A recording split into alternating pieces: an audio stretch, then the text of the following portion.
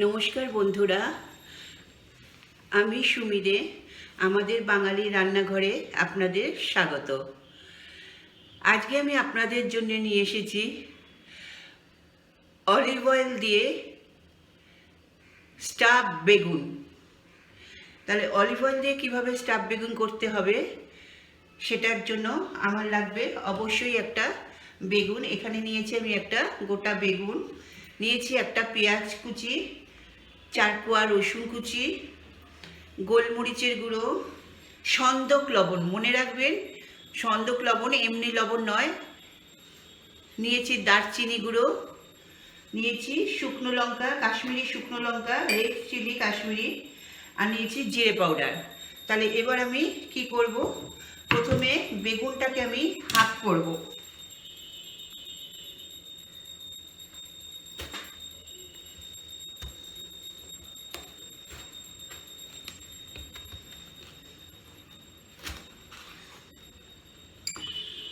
বেগুনটাকে half করলাম। এইবার এখানটাকে আমি স্কুপ করব।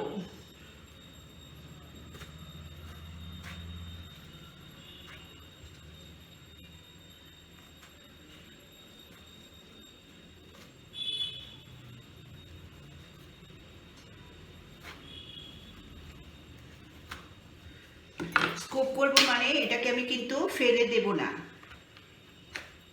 এটাকে আমি রেখে দিচ্ছি, পরে কাজে লাগাবো। এটাকেও তাই।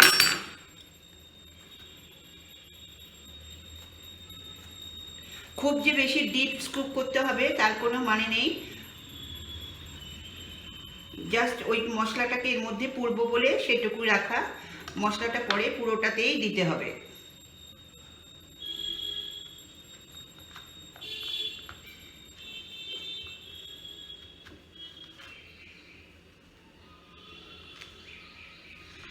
আমি এইভাবে বেগুনটাকে স্কুপ করে নিলাম।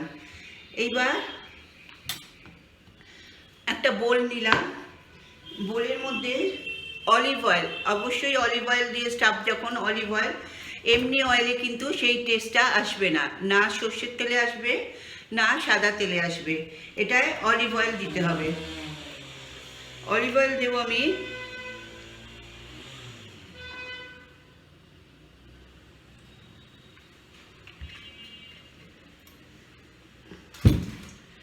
মাপ দিয়ে দিলে ভালো হতো। এক কাজ করি, মাপ দিয়ে দেখাই।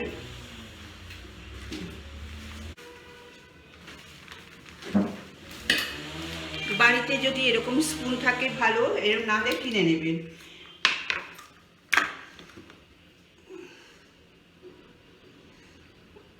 দেখুন আমাদের কিরকম মাপ হয়ে গেছে আন্দাজে। এখানে লেখা আছে দেখুন 1/8 কাপ। 1 কাপের 8 ভাগের 1 ভাগ এখন দিলাম, আরও দেব। এটা জাস্ট এখন মাখবার জন্য দেব। পেঁয়াজ, আমার হাত পরিষ্কার, আমি হাত দিয়েও দিতে পারবো। দেব রসুন, 4 কোয়া নিয়েছি।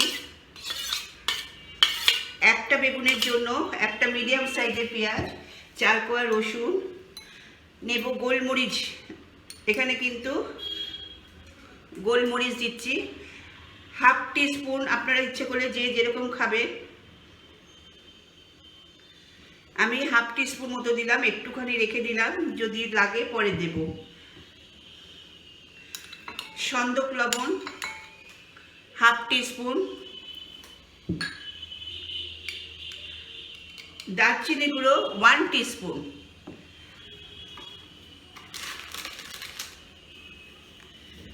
কাশ্মীরি শুকনো লঙ্কা 1 টিস্পুন,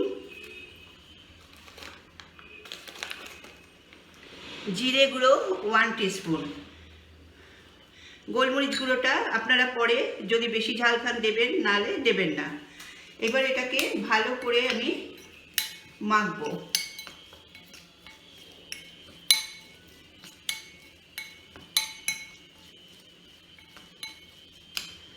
এবার এটা মাখা হয়ে গেছে। এবার আমি একটা বেকিং প্লেট নিয়েছি, তার উপরে বেকিং পেপার দিয়েছি, দিয়ে তেল দিয়ে গ্রিস করেছি। এইবার বেগুনটাকে আমি আবার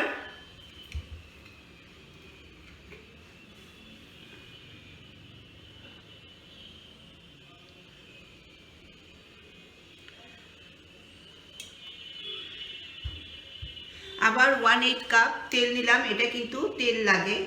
এটা আমি পুরো বেগুনটাকে মাখাবো।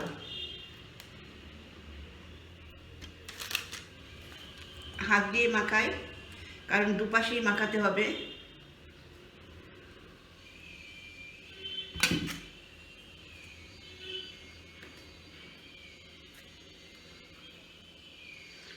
লাস্টে আমি হয়ে যাওয়ার পরে এই খোসাগুলো ফেলে দেবো। এখন ফেললেও হবে, তখন ফেললেও হবে, আফটার বেকিং ফেললেও হবে। তাহলে আমার ভালো করে মেশানো হয়ে গেছে। এবার এই টুকরোগুলোকেও মেশাবো, টুকরোগুলো ফেলবো না।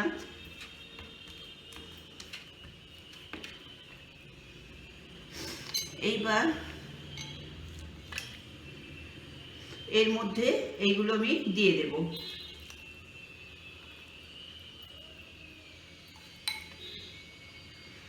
আমার রেসিপি যদি ভালো লাগে প্লিজ আমাদের বাঙালি রান্নাঘর চ্যানেলকে সাবস্ক্রাইব করবেন আর পাশে থাকা বেল বটনে ক্লিক করবেন। তাহলে আমাদের সমস্ত রেসিপি আপনার ফোনের নোটিফিকেশানে পৌঁছে যাবে। আর অবশ্যই লাইক কমেন্ট করতে ভুলবেন না, আর বন্ধুদের মধ্যে শেয়ার করবেন, এইটুকুই অনুরোধ। এইটা করে দেখবেন, অসাধারণ টেস্ট।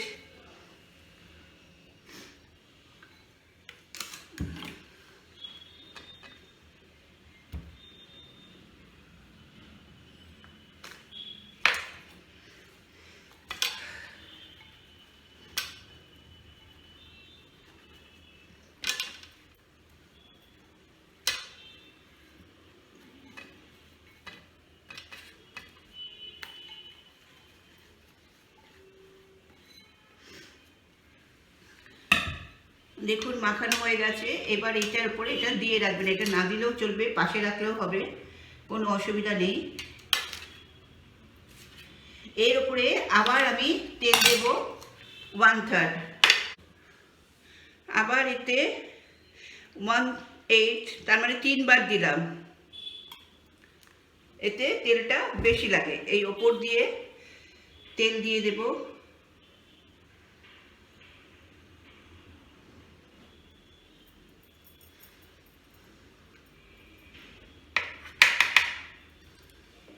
এবার ওপর দিয়ে একটু নুন ছড়িয়ে দেব, সন্দক লবণ, মনে রাখবেন সন্দক লবণ। একটু দারচিনি ছড়িয়ে দেব, দারচিনি গুঁড়ো।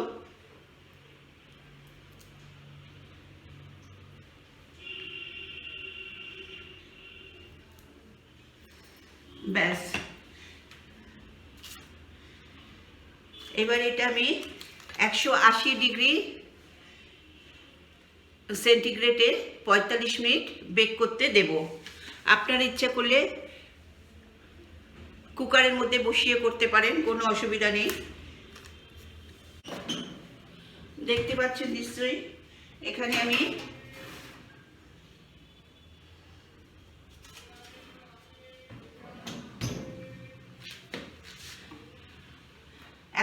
ডিগ্রি কড়াই আছে।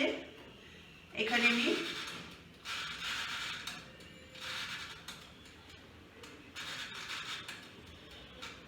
45 মিনিট দিলাম। তাহলে 45 মিনিট বেক হওয়ার পর আবার ফিরে আসছি। আমি 45 মিনিট বাদে ফিরে এলাম। এটা আমার হয়ে গেছে। এবার এটা আমি নামাবো।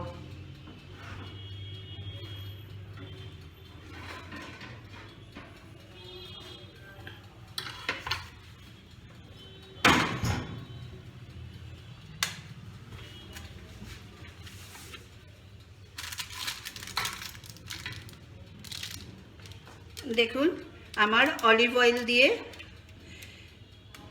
স্টাফড বেগুন, প্রচণ্ড গরম। এবার এটা আমি গরম ভাতের সাথে পরিবেশন করে আপনাদের ফাইনাল পিকচারটা দিচ্ছি। আশা করি আপনাদের ভালো লেগেছে। খুব সুন্দর বেক হয়েছে দেখুন, আর তেলটাকে এই তেলটা দিয়ে মেখে ভাতটাকে খাওয়া হবে। তাহলে আজ আসি, নমস্কার।